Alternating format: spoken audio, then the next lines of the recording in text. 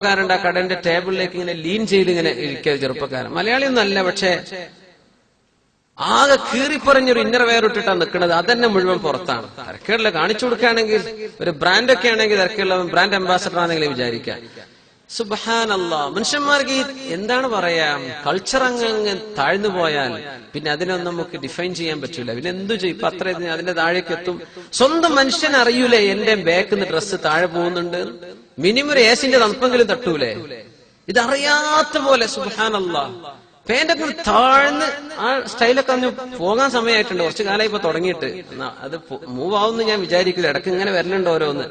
മുഅ്മിനീങ്ങളെ, നിസ്കരിക്കുകയാണെങ്കിൽ പുരുഷന്മാർ നിർബന്ധമായും പൊക്കിള് മുതൽ മുട്ട് അടങ്ങിയത്, മുട്ട് കാൽമുട്ട് നീ ഇൻക്ലൂസീവ് മറഞ്ഞിരിക്കൽ നിർബന്ധമാണ്. അപ്പം പൊക്കിള് എന്ന് പറഞ്ഞാൽ നമ്മളെ ബെല്ലി ബട്ടൺ അവിടെ മുതൽ മുഴുവൻ മറഞ്ഞിരിക്കണം.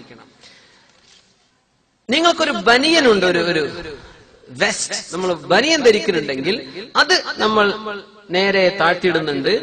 അതിന്റെ മുകളിൽ പാന്റ് ധരിച്ചു, പൊക്കലിന്റെ മുകളിലല്ല. പക്ഷെ പൊക്കലിന്റെ താഴേക്ക് നമ്മുടെ ബനിയൻ ശരീരത്തിലേക്ക് ഒട്ടി നിൽക്കുന്ന ഡ്രസ്സല്ലേ, അതിന്റെ മുകളിൽ പാന്റ് ഉണ്ട്. പക്ഷെ പാന്റ് പൊക്കലിന്റെ താഴെ കുഴപ്പമില്ല. എപ്പോ അതുവരെ ഒന്നിച്ചു ഒരു ഗ്യാപ്പ് ഒന്നുമില്ല, ബനിയൻ താഴേക്കുണ്ട്. പക്ഷെ ബനിയനൊന്നുമില്ല, ഷർട്ടാണുള്ളത്. ഷർട്ട് ലൂസായി കിടക്കുന്ന സാധനമാണ്.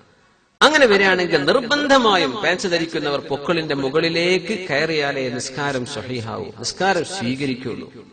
പക്ഷെ ഞാൻ നിസ്കാരം കഴിഞ്ഞപ്പോൾ ചെറുപ്പക്കാരന് പറഞ്ഞു കൊടുത്തു, ഇംഗ്ലീഷ് അറിയുന്നു ചോദിച്ചു. ഇംഗ്ലീഷ് അറിയുന്നു പറഞ്ഞു. അങ്ങനെ അദ്ദേഹം ഭയങ്കര അപ്രീഷിയേറ്റ് ചെയ്തു. അൽഹംദുലില്ലാഹ് പറഞ്ഞല്ലോ എന്ന് പറഞ്ഞു. സുന്നത്തൊക്കെ 4-6 റക്അത്ത് നിസ്കരിച്ചിട്ടുണ്ട്.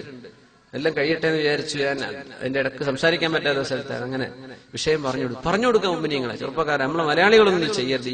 ഞാനിപ്പോ പറഞ്ഞ് മനസ്സിലായിട്ടുള്ള ആളുകൾ ആരും ചെയ്യരുത്, അല്ലെ? ആരും ചെയ്യരുത്. അതൊക്കെ ഭയങ്കര മോശമാണ്. മനുഷ്യന്മാരുടെ ബോട്ടം എന്തേ ആൾക്കാർ കാണിച്ചു കൊടുക്കേണ്ട കാര്യം? മനുഷ്യന്മാരുടെ നിസ്കാരം ഫസാദാവുന്നില്ലേ? അവന്റെ നിസ്കാരമോ ഫസാദ്? അള്ളാന്റെ പള്ളിയിൽ വേണോ ഈ തോന്നിവാസമൊക്കെ? അപ്പൊ അവനവനിടുന്ന വസ്ത്രം എത്ര വരെ ഉണ്ട് എന്നുള്ളൊരു ജനറൽ കോമൺ സെൻസ് ഇത് മനുഷ്യനുണ്ടാവണം. അതുകൊണ്ട് പേരിട്ട് നിസ്കരിക്കുമ്പോ എന്തായാലും നിർബന്ധമായും അതിൽ എക്സ്ക്യൂസ് ഇല്ല. പൊക്കളടക്കം മറഞ്ഞ് കാൽമുട്ട് മറയണം, അപ്പോഴേ നിസ്കാരത്തിന് സ്വഹീഹാവുള്ളൂ. ഇതൊന്നും ഇല്ലാത്തവർ ജുമാക്കൊക്കെ വരുന്ന കാണുന്നുണ്ട്. നല്ല വസ്ത്രം ഇട്ടിട്ട് വരിക. പള്ളിയിലേക്ക് വരുമ്പോഴാണ് നല്ല വസ്ത്രം ധരിക്കേണ്ടത്. ഉറങ്ങിച്ച് നേരെ അങ്ങോട്ട് വരും പള്ളിക്ക് ജുമാക്കൊക്കെ.